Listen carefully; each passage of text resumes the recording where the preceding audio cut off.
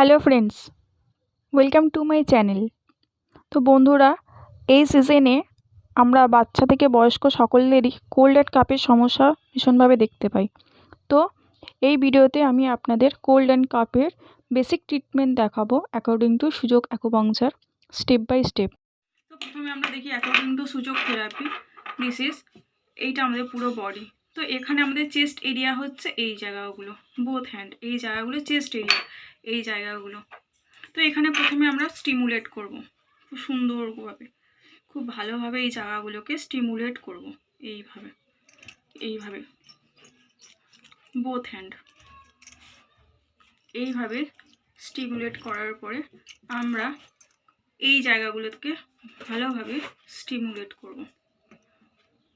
বলতে হয় না, এই জায়গাগুলো প্রত্যেকটা এই জায়গাগুলো সুন্দরভাবে স্টিমুলেট করব। স্টিমুলেট করার পরে এই হচ্ছে মক্সাটা, যেহেতু এটা আমি ডেমো দেখাচ্ছি তাই এটা জ্বালছি না। এই মক্সাটা জেলে নিয়ে এটাকে জ্বালিয়ে হিটটাকে দিতে হবে এই জায়গা, বোথ হ্যান্ড। এরপর আমরা আছি সিডস থেরাপি। আমরা এইরকম মুগের ডালও নিতে পারি, মুগ কড়াই, আর এইভাবে আমরা লঙ্কার দানাও নিতে পারি। তো আমরা প্রথমে করব কি, যে আমাদের ইন্ডেক্স ফিঙ্গার আছে, ইন্ডেক্স ফিঙ্গারে এই রিজিয়ানে এইভাবে 3টে ডট দেব রেড করে, বোথ হ্যান্ড। ওটা আমি আগে করে রেখেছিলাম। এইভাবে 4টে ডট দেব, ঠিক আছে। এবং এই জায়গাটা এখানে একটা ডট দেব।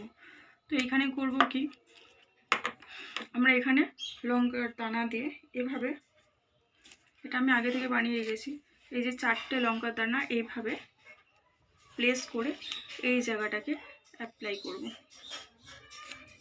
কালারের উপর, এবং এটা করব বোথ হ্যান্ড।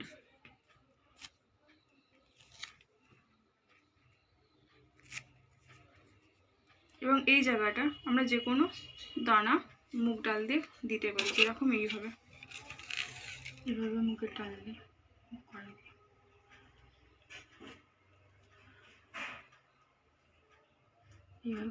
এইভাবে দুটো জায়গায়।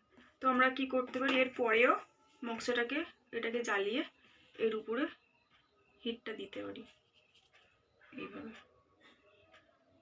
এইভাবে সিট দেওয়ার পরে এটাকে আমরা 6 থেকে 8 ঘন্টা রেখে দিতে পারি সিটটা।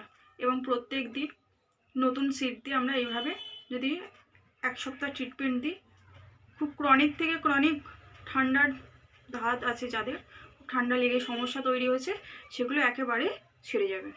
Thank you.